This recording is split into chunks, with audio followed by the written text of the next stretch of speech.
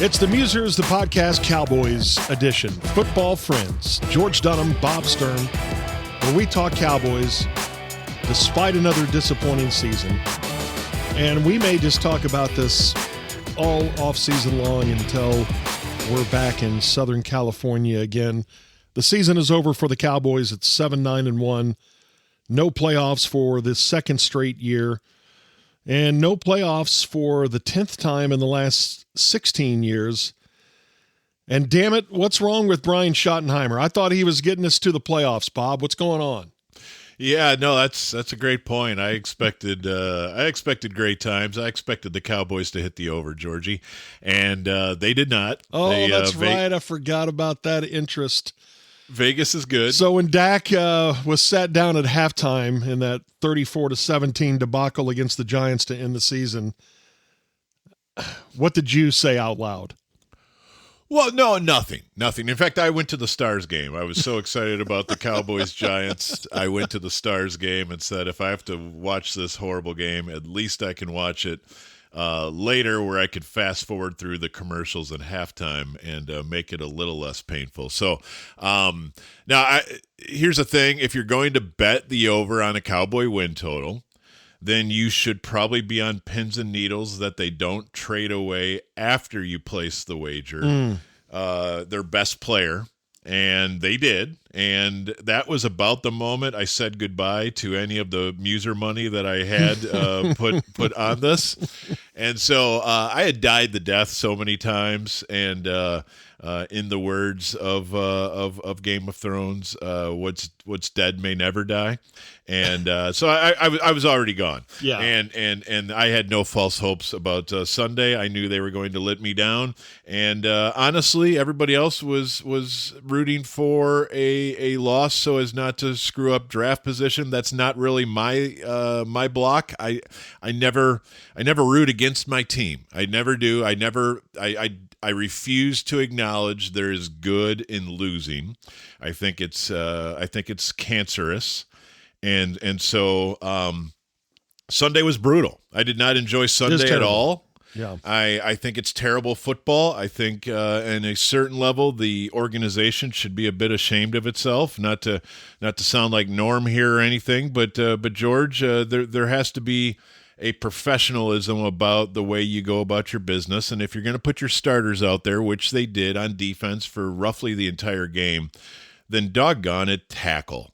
And the personal fouls are nonsense. And just, it was a low IQ performance, which I suppose means everybody kind of gave up already.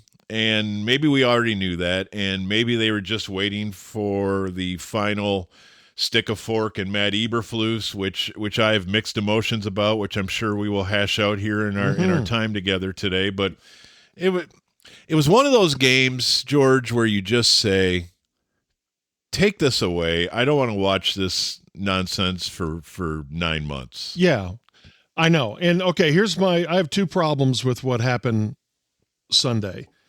And number one, I'm with you on, for this team, I do like getting the better draft pick. I like that part about it. Everybody wants a better draft pick. Everybody wants that. But part of the Schottenheimer thing was we're changing the way we do things here. We're changing the culture here. And last week, leading into the game, it was, no, Dak's playing. We're going to play to win, and let's go. And I don't know. I saw other teams that didn't have anything to play for. Let's take the Detroit Lions. Played their ever-living tails off. Yeah. And beat Chicago. Could have knocked Chicago out of that second seed. They didn't, but they could have, and it gave them a winning season. Is that going to mean a hill of beans next September? I don't know, but I think it means something from January to next September. And for this team, I think it could have mattered a little bit. No, this is how we play, and I'm not going to accept the losing season. And that just, it's incongruent with what I have been supporting with Brian Schottenheimer. And that's right. I get it, but I don't, and it just left me with no, that's not what we're doing here. I thought we were trying to go out, swinging, and they didn't. Well, and I think that is that's what we're dealing with here. Is you and I in particular the two of the leading optimists of Cowboy football on the ticket, our little radio station here in DFW. I believe we attempt to keep the faith almost to a point where it's mockable that by next July we'll be cranked up and ready for a Cowboy season of optimism and belief and all that.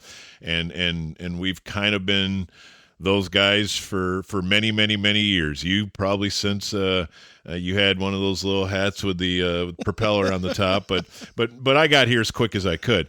And I just want to say, our optimism is often founded in our idealistic view of reality, and it's probably not actual reality. So what I mean by that is we want to believe that Brian Schottenheimer even has the power to instill a Dan Campbell type situation. And that probably is laughable. And we just I know it's Charlie Brown kicking with Lucy holding and believing that this time she's not going to move the football, but I really, going there's a million examples of this, but you just said it. Dan Campbell's out there and he's saying to his Detroit Lions, if we're out here today, then it's worth winning. Yeah. If there's another team on the field, then it's worth beating them. And I don't even need stakes. They just told us to show up for a football game. And by virtue of a football game about to happen where we are maybe just fighting for each other, or maybe we're fighting for Michigan versus Illinois, or I don't even know. We might have to come up with something. We might have to manufacture a fake newspaper article to get our guys all fired up before game time. But doggone it, there's a football game. There are television cameras. There are fans in the seats. We want to make them upset that their home team just got beat by a team that has nothing to play for. And does that mean Detroit is going to win a bunch of Super Bowls? Probably not. I mean, let's look at the odds. Probably not. Their best chance may be behind them. That was they might have blown their best opportunity, Georgie. But doggone, that feels good. And wouldn't you love to have a coach like that? But honestly, that coach could be Brian Schottenheimer. The point is, you just never have the ability to make those decisions if you are Brian Schottenheimer, and I think we saw it again on Sunday. And I just, I put this in the story I wrote, I think on Monday, where I just want Brian Schottenheimer to pick a lane, because what he's doing right now is so Jason Garrett. Which I know that's an insult, and I regard Schottenheimer above Garrett right now, but maybe it's just because I haven't seen enough of Schottenheimer. Maybe 5 years from now I'll say they're the exact same guy, and the only type of guy that the Jones family likes to hire is this kind of submissive, wanting to please us type head coach. And in Detroit, he obviously has to please his bosses, but his bosses very quickly said, we're getting out of your way because we trust you to make the right decision. And whatever decision you make, we got your back. The players are not going to go around us. The agents are not going to go around you. Your decision is final, and we are empowering you to act with our blessing, and we want you to know that. And whereas Schottenheimer, this whole thing with Dak is making me crazy. And by the way, Dak said something that also made me crazy, which we'll get to. But the thing with, okay, we're going to play Dak, but we're not really going to play Dak. And then we're going to tell you all week the game matters to us, but then it's not going to matter to us. And there's just so many things.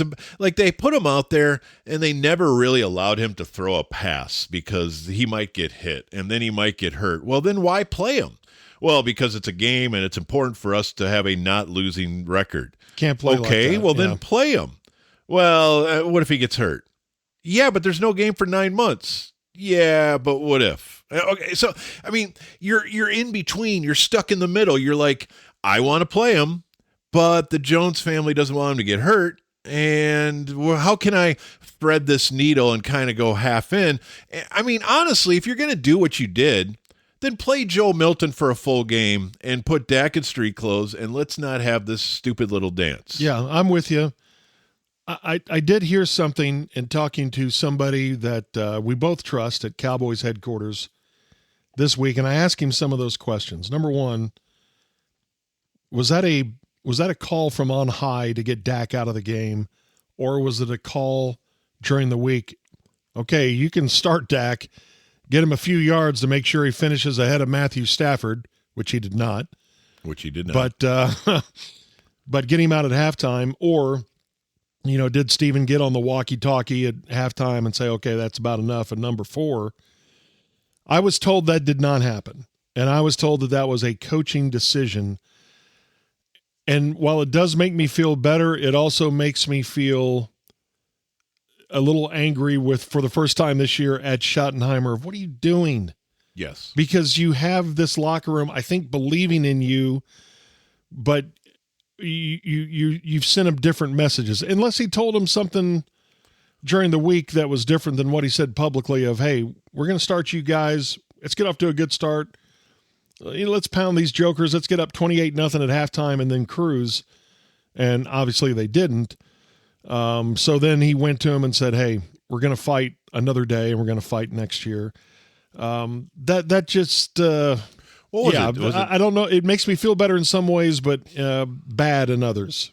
So it's 10-9 Cowboys when the Giants score that most ridiculous touchdown of the season. I don't know if you've gone through every touchdown this season and decided that the Daniel Bellinger dump off on 3rd and 16 where he just runs diagonally to the end zone was the silliest touchdown scored against the Cowboys this there season. Are a lot of candidates, Bob. How about the Deron Bland face plant against Arizona and the Trevon Diggs? Maybe I should save this. We have an off season to fill here, don't we?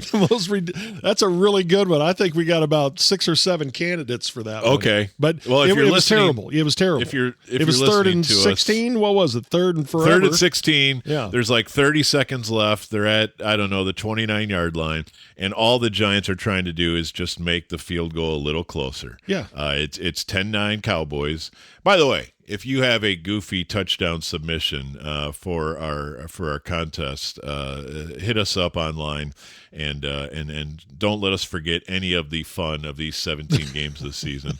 So nominate your favorite ridiculous Cowboy moment of 2025. But the Daniel Bellinger. So James Houston has Jackson Dart dead to rights, and Dart does a nice job of kind of Jediing to the right and moving, and then kind of backhanding a pass on this tight end screen that really has no chance, and the Giants know it. They're just doing something safe. Like I said, they don't want to lose their field goal. So the only job on 3rd and 16 is don't take a sack. Don't do anything dumb. Let's get the lead. We're going to make this field goal. We're going to be 12-10 at the half, and we're going to be happy. And, of course, the Cowboys, like they did for most of the game, did not tackle at all. And by the way, tackling honestly is just about how interested are you. We saw that very early. There was like a 3rd and 12 to Darius Slayton just ran a shallow cross for 2 yards down the field on 3rd and 12. Like the Giants are giving up, but Corey Ballantyne has the zone flat where he just has to get him to the ground, or at least hold him up so your friends can come and help you. One or the other. Like either tackle him yourself. This isn't that hard. You're an NFL player, or at least keep him from getting an easy first down by just letting him run right by you. And of course, Ballantyne did that. So that's earlier in the game. These 3rd and 10 pluses where the Giants aren't even trying to throw it past the sticks and you just give them a new set of downs is so upsetting. And honestly, it was so 2025 too. I mean, that was the season. And there's no defensive coordinator on the planet that you can hire that can fix that. Like you have to, we're talking about you give a blank, there's every coordinator in the league is going to say, bro, you got the flat. Get a wide receiver to the ground, push him out of bounds, do whatever you got to do, dive to his ankles and just let him pull you. It's just there are many, many ways to skin this cat, and it did not work. So this 3rd and 16, Dart dodges Houston. So Houston doesn't feel great about that, but it happens. And then backhands the pass to Bellinger. Bellinger now has 2 linemen in front of him and 3 Cowboys defenders. And I think the guy who was freed to make the tackle was Donovan Wilson. But Donovan Wilson takes a ridiculous angle. And from there, Bellinger just is like, I mean, nobody's here. I should just run probably. Mm-hmm. And here is Reddy Stewart. Here is Kalen Carson.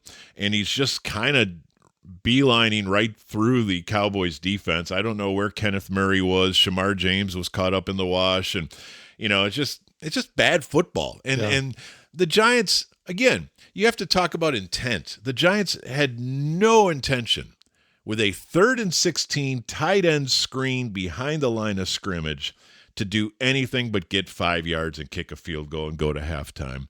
And you give them 7 points. And so now you're behind.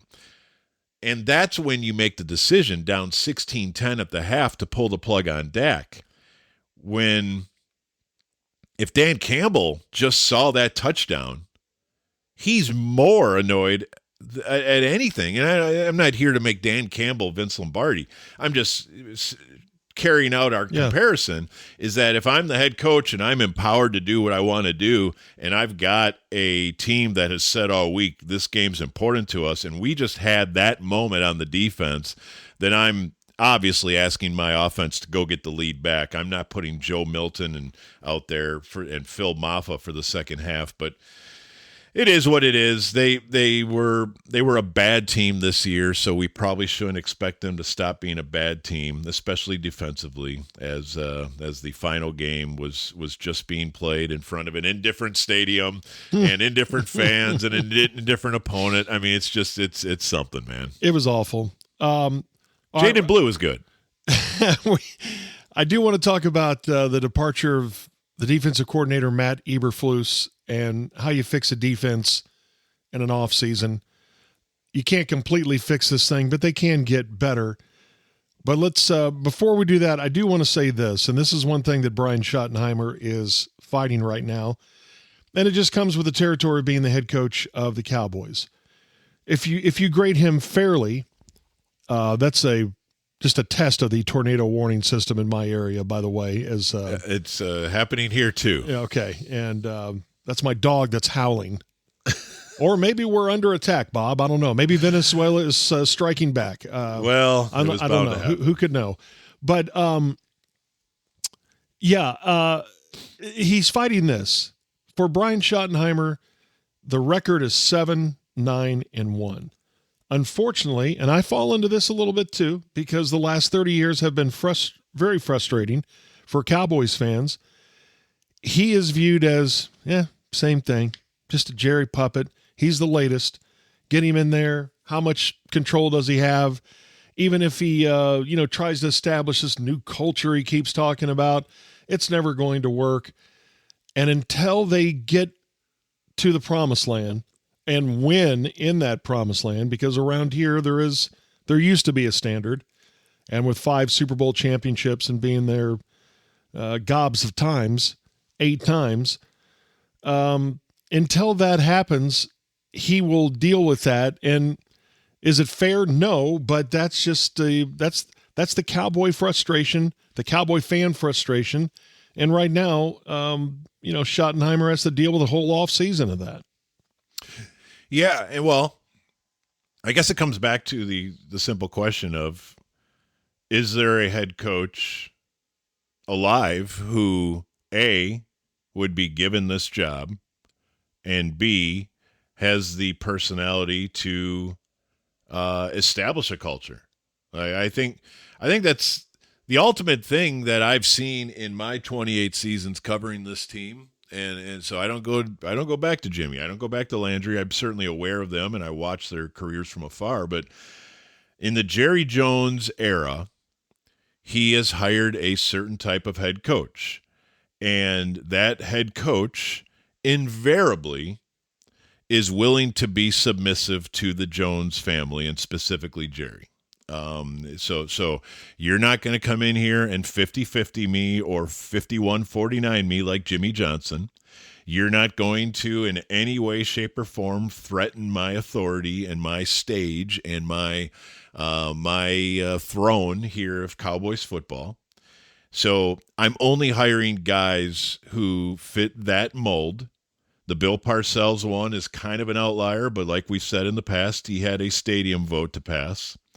And otherwise, he has hired submissive head coaches, which mean, and by the way, we're all submissive to bosses. So Sure, I'm not saying they're horrible humans. I am saying you want to hire people that you know are going to, in any walk of life, play team ball. They're going to be part of the team and good teammates and not a complete jerk. Well, in football, we could argue there are times where a head coach has to be the jerk, has to be the last word, has to make tough decisions, has to ruffle feathers and back people off the plate from time to time. Well, I know I'm not breaking news to most people listening to this, but Jerry will never, ever, ever hire anybody like that because he is well aware of his power structure.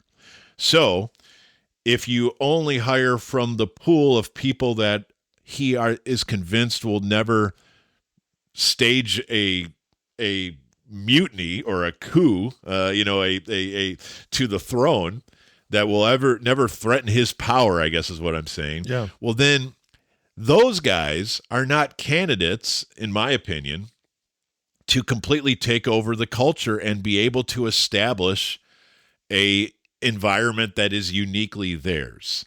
So I guess what I'm saying is you have two pools of coaches.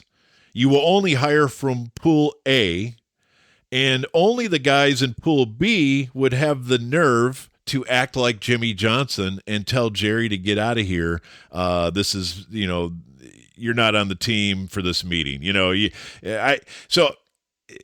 I think that makes sense. I think everybody already knows that sort of thing, but that's what Schottenheimer's up against. Well, so let you me get ask hired. you this, though. Let me ask you this. Am I naive to feel that if you have the right coach and the right players, you can still win here and win it all here? Yeah, no, of course. You can win here for sure. Because some people think that will never happen as long as Jerry is breathing. I think and I'm you starting and I to wonder.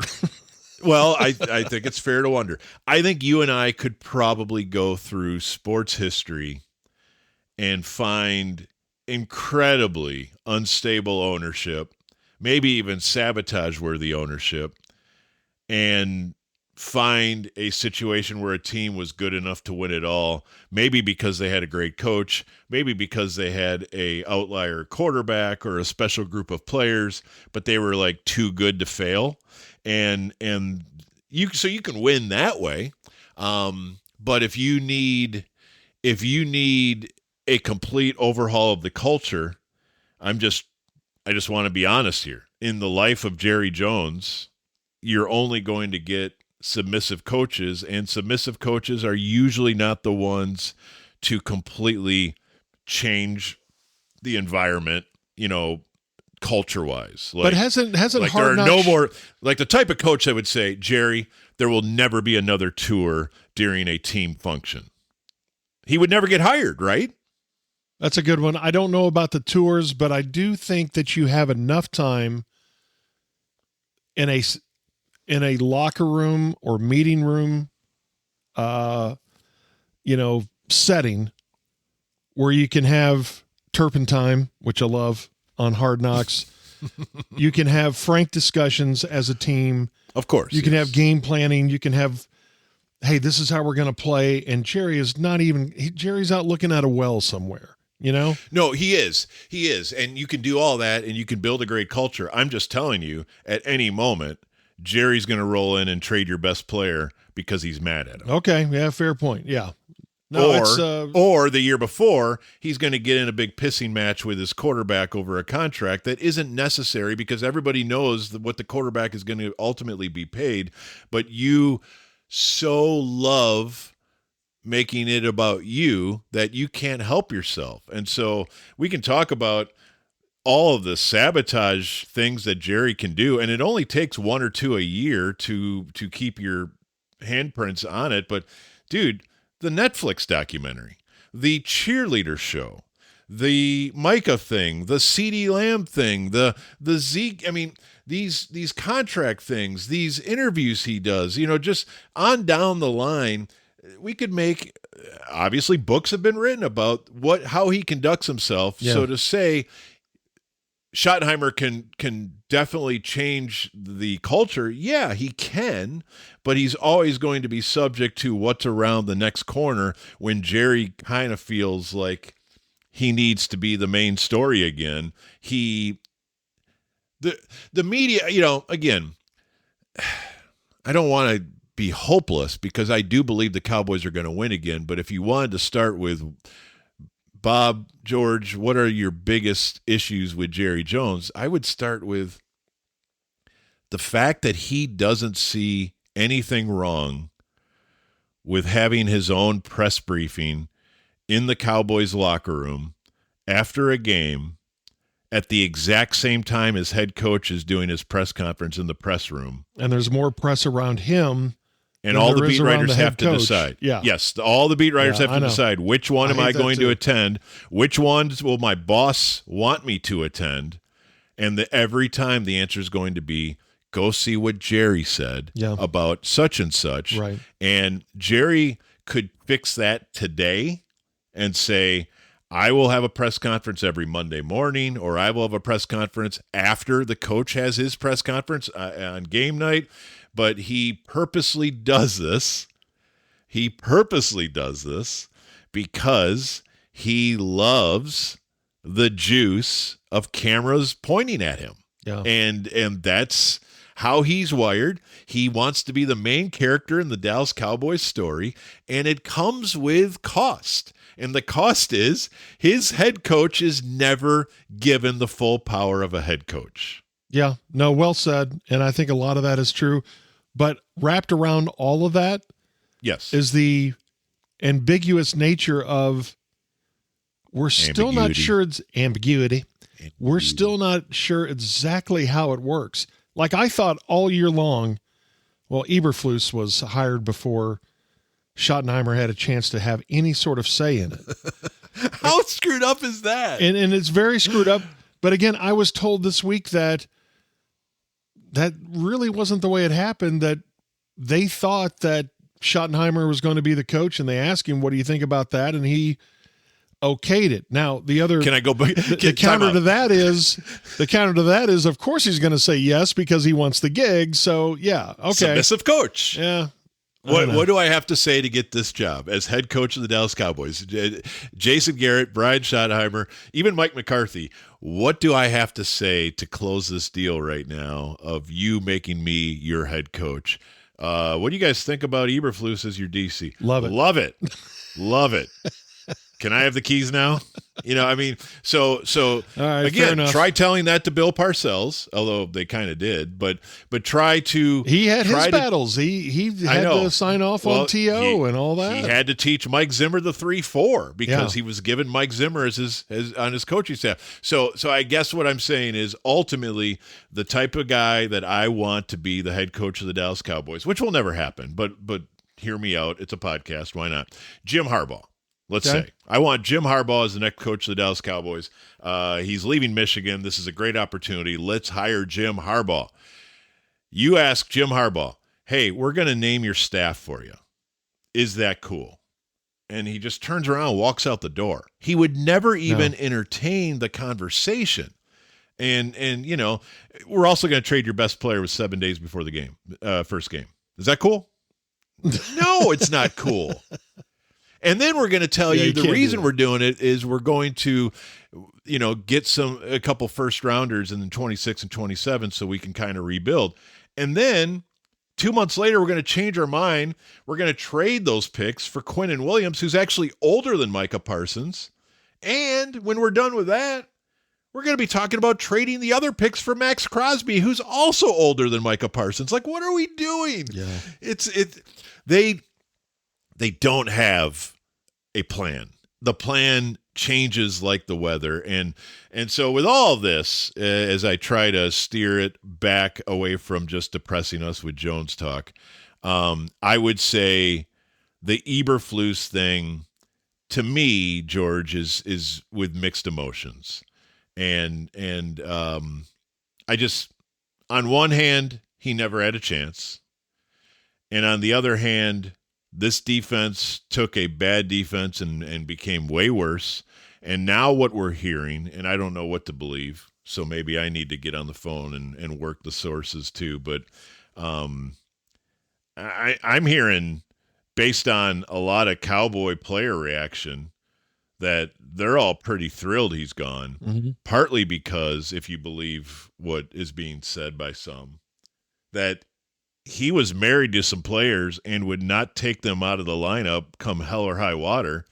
And honestly, when you look at like the Kenneth Murray story, you're like, why are they being so stubborn?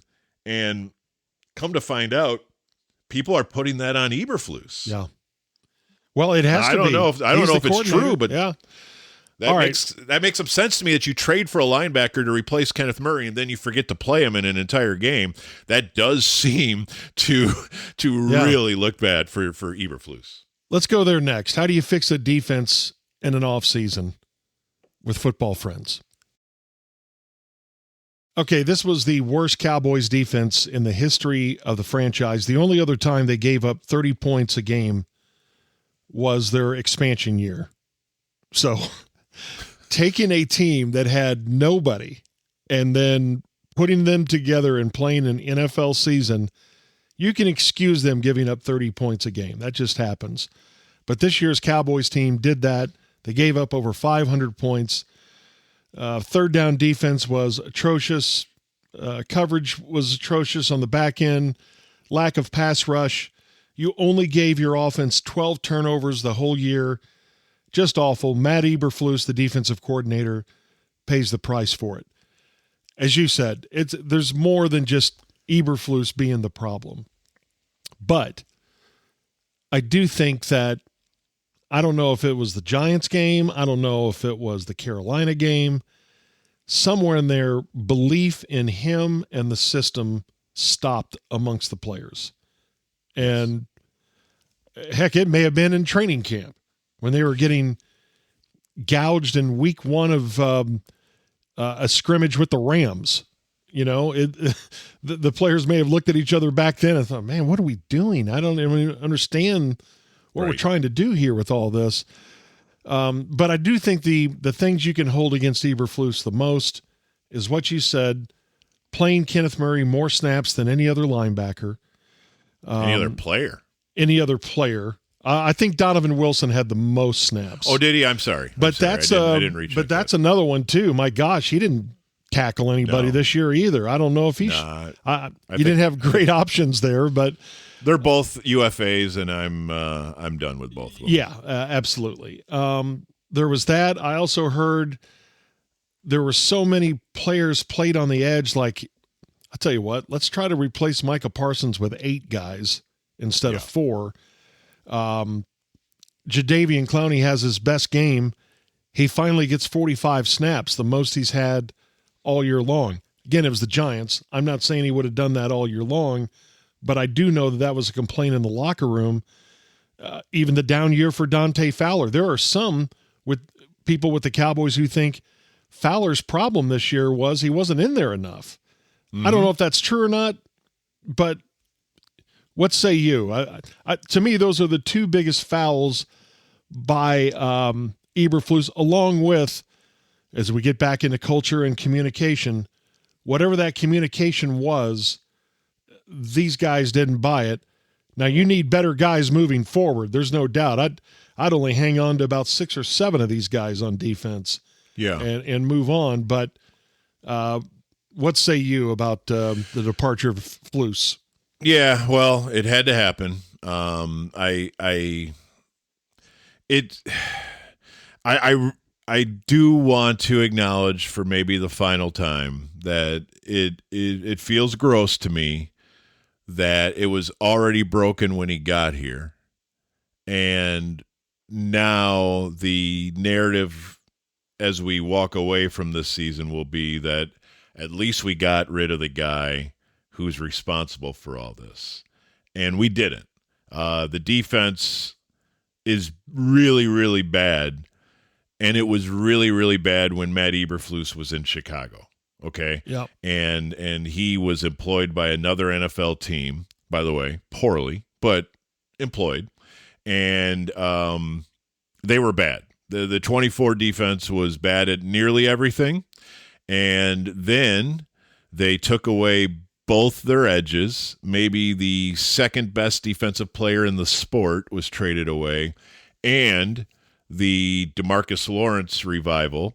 And your best corner on your roster was Trayvon Diggs. Now, we can debate whether that was just a name on a page rather than a reality anymore. But you lost some pretty significant pieces off what Dan Quinn was working with, let's say the 23 defense at least.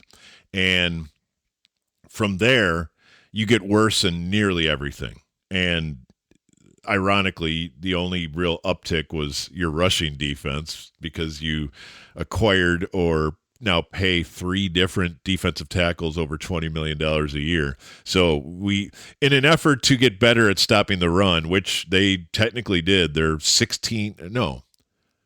12 yards better per game against the run.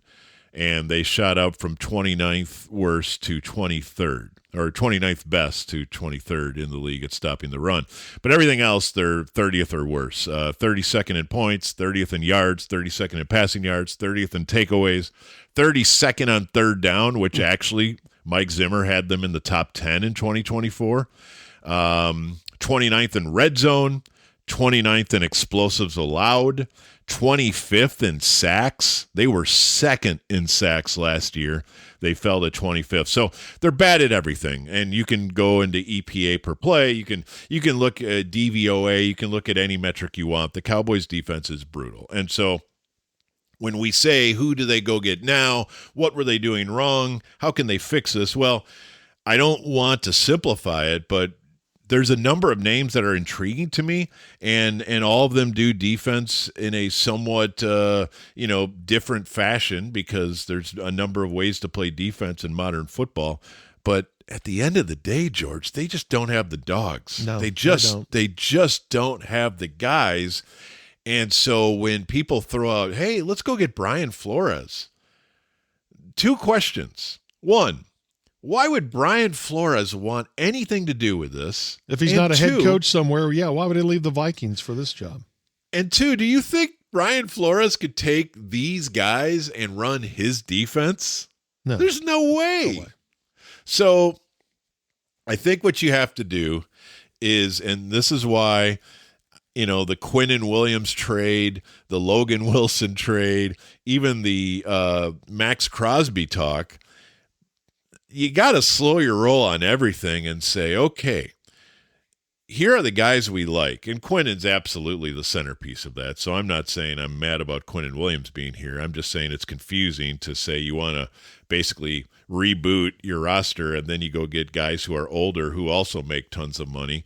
But Quinnen's not at 40-something million. He's until he gets his extension, which will probably get him over 30. And you start looking at this and you just say, I need to identify what I have and then hire appropriately and then just start digging. Just start finding guys because we're so far away. You could argue they need 5 or 6 new starters.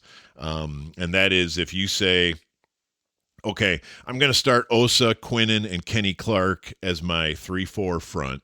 And then my 2 edges can be Ezeraku, and I need to re-sign Jadeveon Clowney, let's say. Now, by the way, Clowney played for nothing this year, and I would imagine he just put value back on his name with even his last 2 weeks. I know he's old, but that's probably at least a $10 million a year player. Yeah. And I don't know if you get him for one.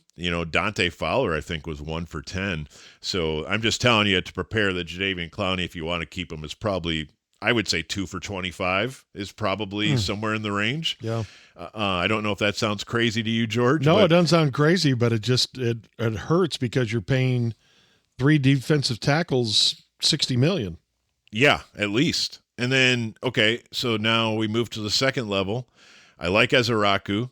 I like James Houston. Those two are under contract. I need to get Clowney done. I don't think I want Fowler or Sam Williams back at their prices, so I might need to go draft an edge, which probably is a good idea anyway. And then linebackers, if I'm running a 3-4, I need 2 middles. I have DeMarvion Overshone, and I have Logan Wilson, and I have Maris Liafau, and I have Shamar James. And I would say that's probably my group. I need to figure it out. If I can go get Sonny Styles from Ohio State or C.J. Allen from Georgia, I definitely have to think about it because a Bobby Wagner, Fred Warner type linebacker might be exactly what this roster has been missing for a while. So you think they will go 3-4, by the way? Is that your I would recommend it. Yeah. I would recommend it because you have otherwise 3 tackles and Well, I mean, otherwise, am I going to try to make Osa a defensive end? Like, right. I can't have a $20-some million backup defensive tackle. Is basically now. Is this a smart reason to pick my scheme? I don't know. But no, I do know I don't think it's a bad idea. They ran some 50 fronts down the stretch, including on Sunday. So it feels like they're already hedging in that direction. But again, was Eberflus messing around? Was he being told from on high, let's run some 50? 50 is a 5-man front, just so we don't lose people. 40 is a 4-man front. So the 50 is essentially a 3-4 with your 2 outside linebackers on the edge standing up. Jadeveon Clowney, Donovan Ezeraku, and then your 3 tackles in the middle would be Quinnen Williams, Osa, and Kenny Clark, or I guess Solomon Thomas, or Perry and Winfrey, or Jay Toia. That's kind of that middle. So I think that's what I would do, George. But now we need to go look for DCs who are real schooled in the 3-4, which might bring us back to Jim Leonard, by the way, which I don't think we've even mentioned here, but he would be on my short list of DC possibilities for the Cowboys. He's a passing game defensive coordinator for the Broncos right now, and a brilliant defensive mind, partly because I'm a homer for him as a Wisconsin Badger, but more importantly, him and Schotty worked together with the New York Jets, so he went to the Rex Ryan School. They, of course, were a 3-4 defense, and that's a name that makes sense to me. If you didn't want to circle back to Aiden Durde, who is now running Seattle's defense, and maybe bring him home because he was with Dallas for, 5 years, you think? Yeah. The British defensive line coach the Cowboys had? Very interesting. Do you think they, for the second straight year, and it sounds crazy to go within the organization with as bad as this defense is, but I just wonder with his relationship with Quinnen Williams, is Aaron Whitecotton a possibility? Interesting.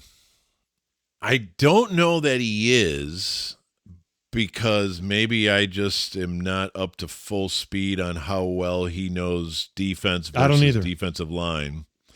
But the other name to keep an eye on, I imagine, is Jeff Ulbrich, who you definitely know from, being the interim coach of the Jets last season when Saleh got fired. But he was the DC for the Jets under Saleh the enther time. He was in on the Shador prank too, wasn't he? Or his son was. Yes, I believe his son was. Yes, he wasn't, yes. but he was had to sort that whole thing out. Yeah. And I want to say Ulbrich and Schotty have crossed paths, but I can't swear as to where. Maybe Atlanta, but I feel like they have a relationship, and maybe there's something cooking there. So Ulbrich, Durde, Jim Leonard, who else is on that list? I'm trying to think of who else we were talking about yesterday on our show. Well, if you want to throw in by the I time love someone Jim hears Schwartz, this, by the way. yeah, Jim Schwartz or Raheem Morris. Raheem Morris would be great. Raheem Morris also does have some shoddy connections too. Yeah, that would be great. But I they may be think, snapped up somewhere. I kind of think Raheem won't have a shortage of suitors. Whoever it is, this is the profile I want, and these are defensive coordinators. I'm going to throw out some names that you have never heard of before, and if you have, I will give you some user money. Awesome. Going right to Quiznos. I want the defensive coordinator that it pains him to give up a first down, that his defense can be almost pitching a shutout.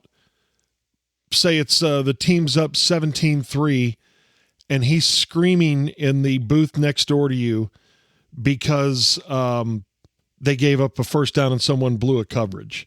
Mm-hmm. I want someone that comes in here and says, this is how we tackle. This is how we break down. This is how we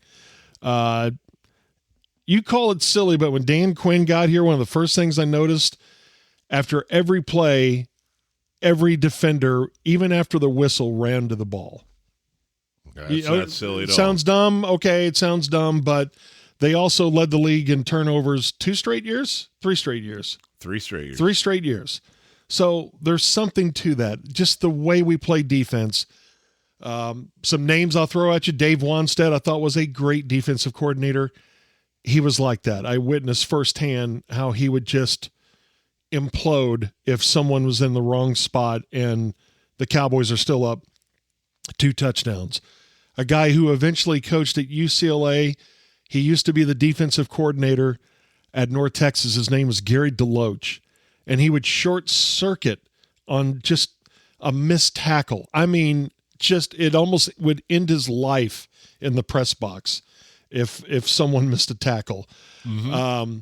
A guy who coaches in the high school ranks. He's now the head coach at Austin Westlake. My son worked for him.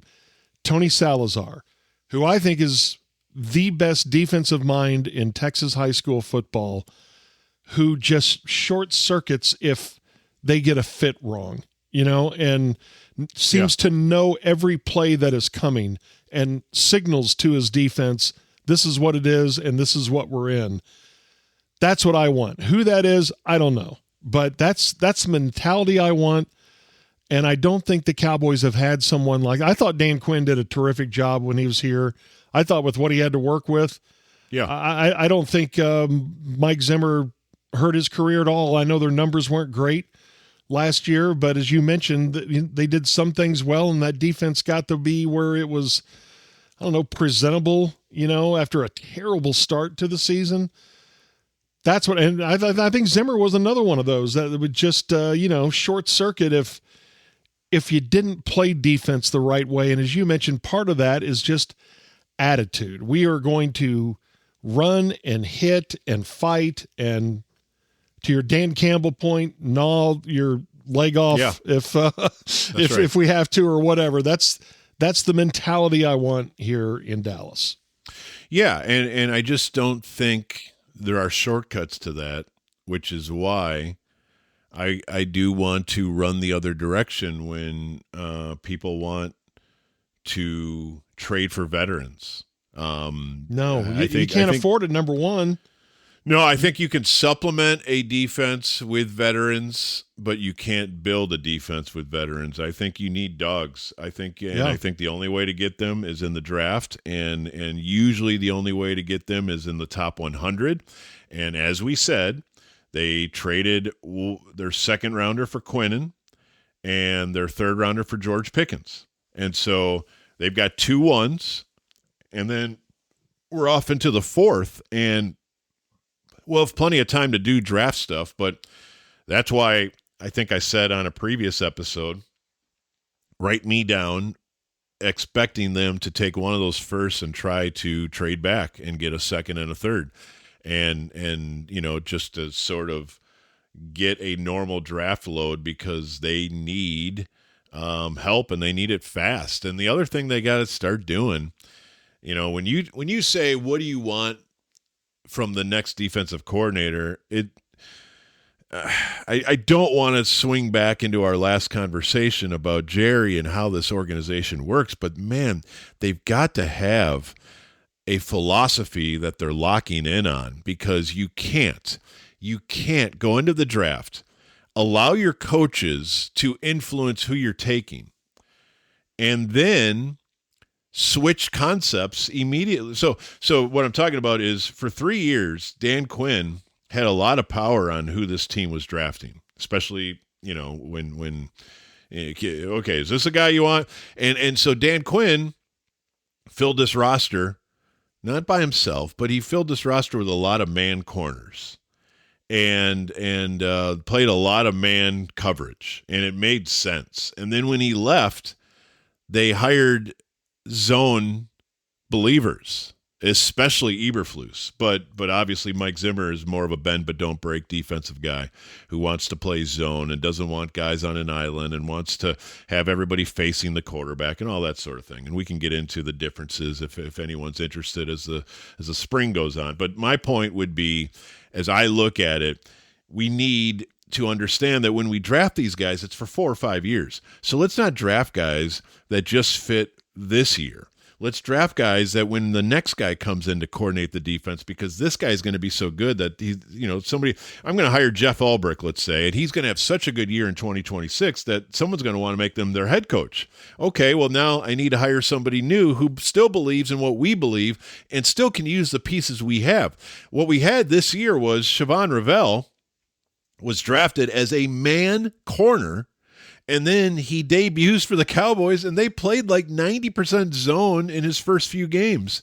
And it's just like, wow, why are we drafting guys who aren't good at what we want to tactically do? And so this would also go into your 3-4-4-3 discussion, although it's way more, nuanced, or I'm just going to say with nickel being the base, there's not as much difference between the 3-4-4-3 as there once was, but you're going to get tweeners like Ezeraku, who is he big enough to be a hand in the dirt 4-3 end, or do I need to stand? Yeah. So I don't want tweeners. I don't want zone corners playing man. I don't want man corners playing zone. Now, of course, you want hybrid guys who can do anything.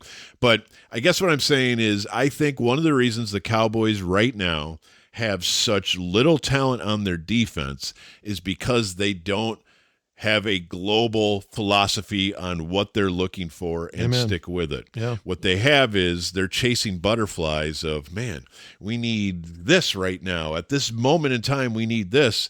And we take Mozzie Smith. And okay, well, what if we did this?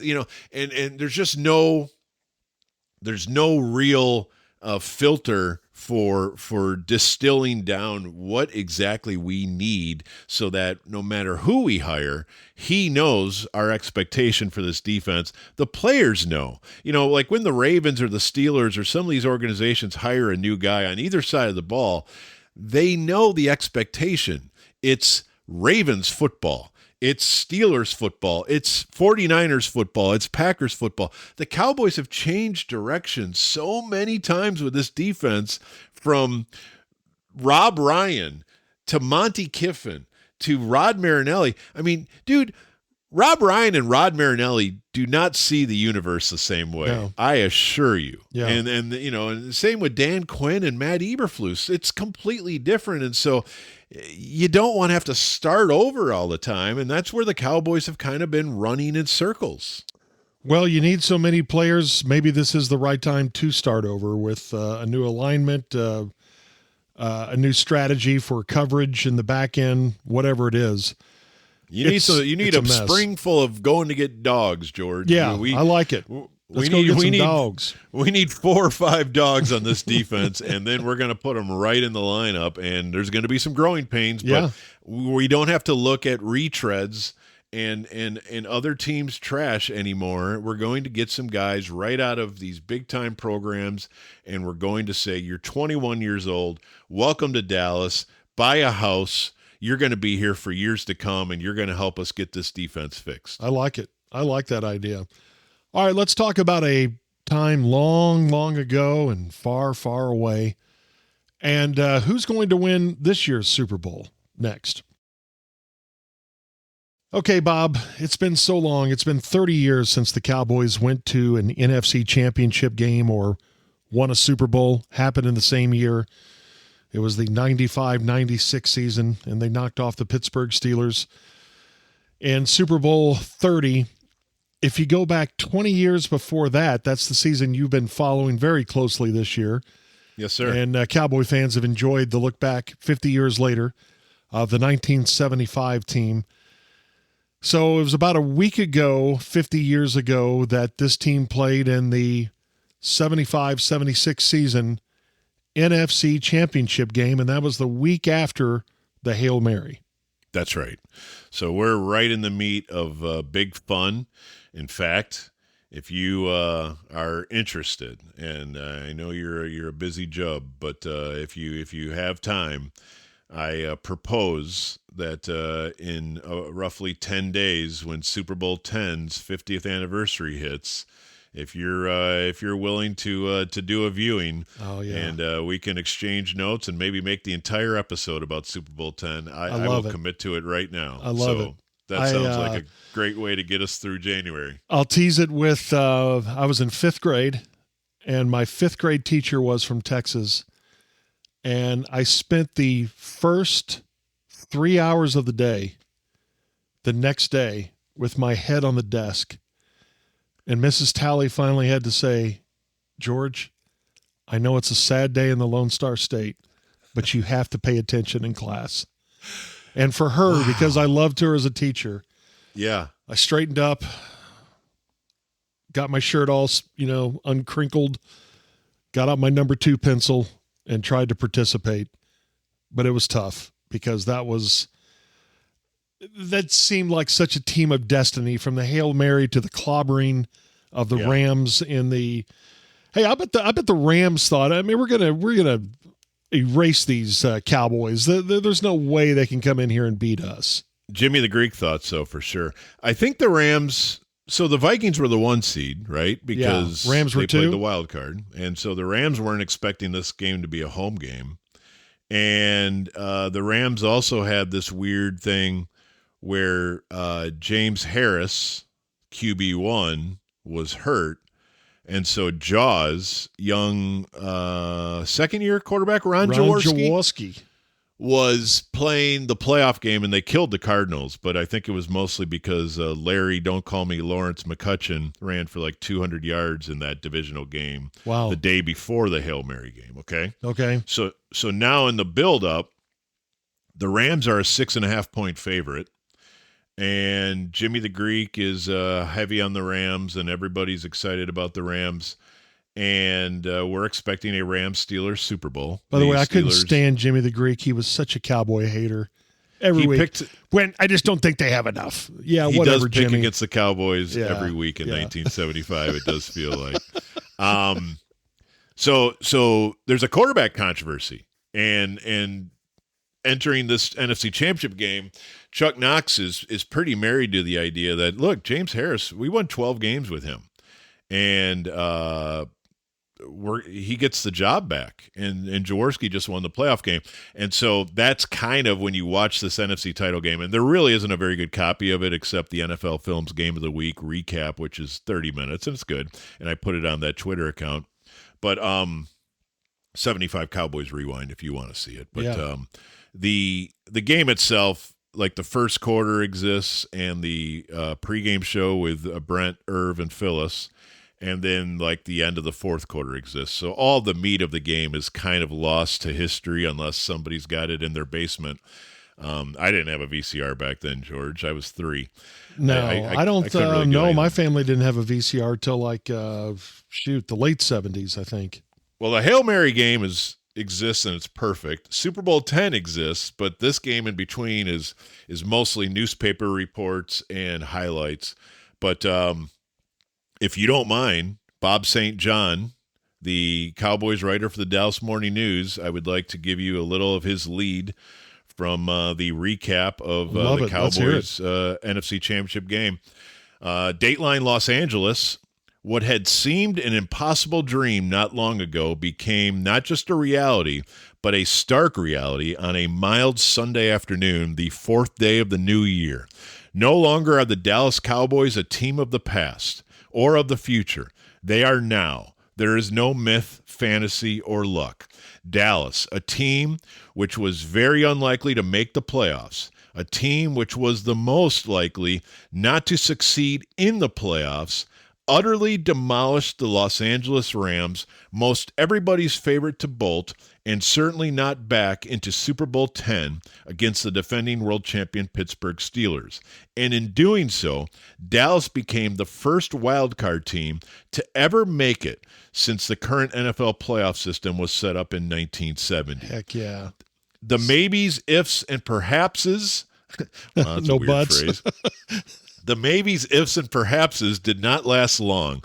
The Cowboys crashed into a 21-0 halftime lead and coasted in for a 37-7 victory before 84,483 live fans in the Coliseum who were as shocked as the national television audience. Oh, perhaps not so much that Dallas won, but with the impressiveness with which it won. So great. If you want to read the rest of it, it's all posted there. It was a huge day, a day that still is a huge day by NFL standards for Preston Pearson. Boy, our old friend, and I don't know if it was the first or second or third touchdown he scored that day on passes from Captain America. Yes. But one of them is one of the best catches I've ever seen, where he left his feet. Yes. Brought it in. It may have been the third quarter touchdown when he did that. To kind of put it out of reach. Man, he was. Did he invent the position of like scat back? Yeah, pass catching running back? Because I don't remember it before then. That would be an interesting thing to look up. I did look up something else though. Would you like to hear an entire list of in NFL history? In the playoffs, running backs with 3 touchdown catches. Would you like to hear the list? I'd love to hear that list, and I bet it's pretty short. Preston Pearson. Oh, that's it. To this day. That's it. Okay. That's the list. I had never heard that before. Well, that makes sense. I mean, because that just doesn't happen. 3 touchdown catches for a running back. I have another list for you. Okay. On the 1975 Cowboys, would you like a list of all of the Cowboys who had played for another team besides the Cowboys? It probably is just Preston Pearson. Preston Pearson Who used is to be the a entire Steeler, list. right? Was he a Steeler? Yeah. They picked him up off the waiver wire, I think, right around opening day, as I recall reading that article back in September. Boy, that was a big pickup. They needed running back help. I think they looked at Mercury Morris first and settled on Preston Pearson. 14 players have 3 playoff touchdowns in a playoff game, and only one's a running back. 2 tight ends, Travis Kelce and Rob Gronkowski, and then a number of receivers, including one guy who did it twice. His name is Jerry Rice. Wow. Man, that's a list right there. And Jerry Rice did it in 2 Super Bowls, which is extra crazy. Well, thanks for taking me back to a time that was much better, Bob.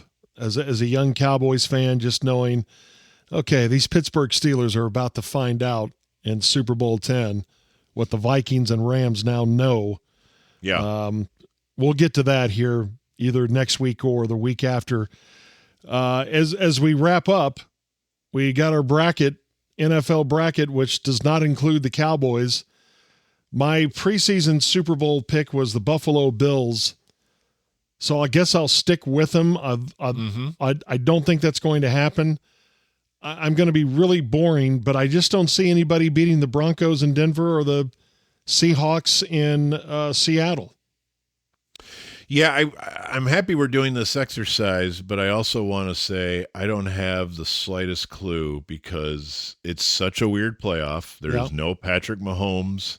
There is no Lamar Jackson. There is no Joe Burrow.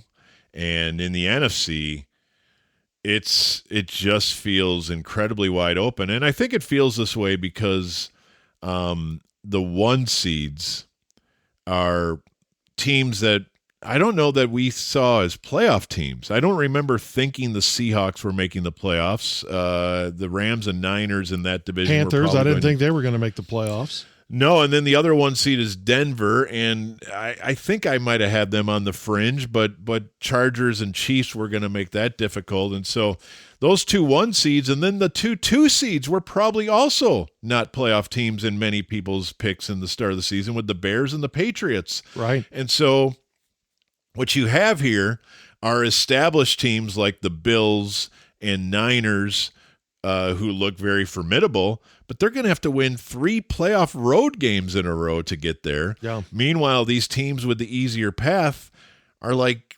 Jacksonville and Chicago and the Stinko Eagles. I suppose we should never count them out, but they could go out on Sunday. The Niners Eagles. So I wanted to hear your Super Bowl pick right now, only because I might have to steal it because I don't have any idea myself. This it feels wide open, Georgie. I think the team that has impressed me most this year throughout is the Seattle Seahawks. I think with their offensive line, I think with their defense, Sam Darnold still worries me a little bit, but man, how many games has that dude won in 2 years? He was terrible in their playoff game for Minnesota last year, but I'll say these Seattle Seahawks are going to win this thing this year. Well, I don't know what to do.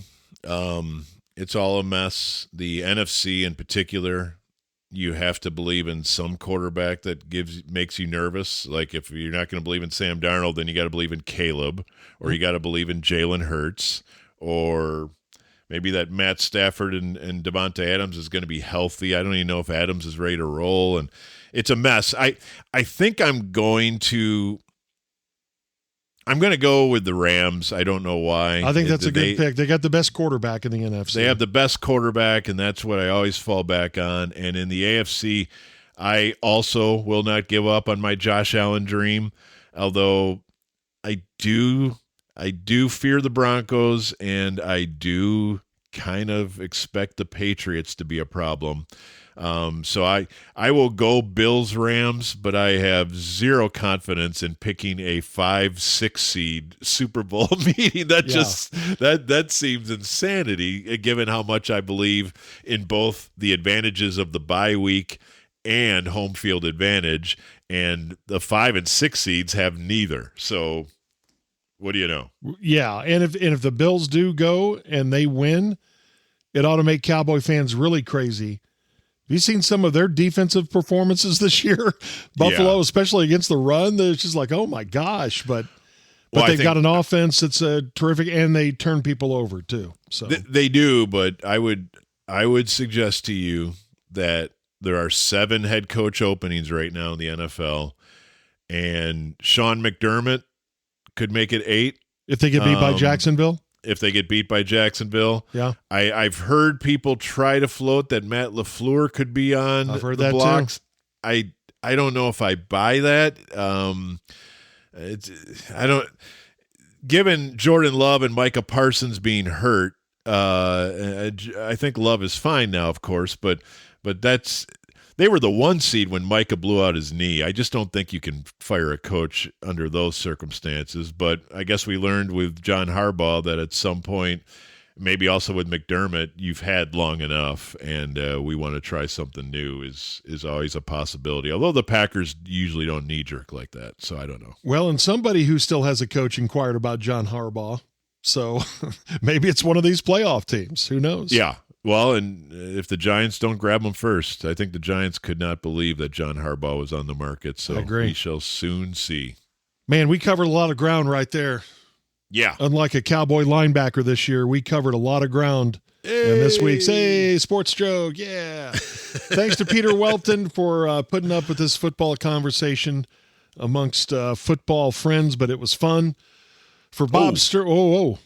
George? Yeah? I never circled back to what Dak said that annoyed me, so we're going to write that down for next week. Okay. What did Dak say that annoyed Bob? Yes. Next week. on the Musers, the podcast, Cowboys edition, Football Friends! Yeah!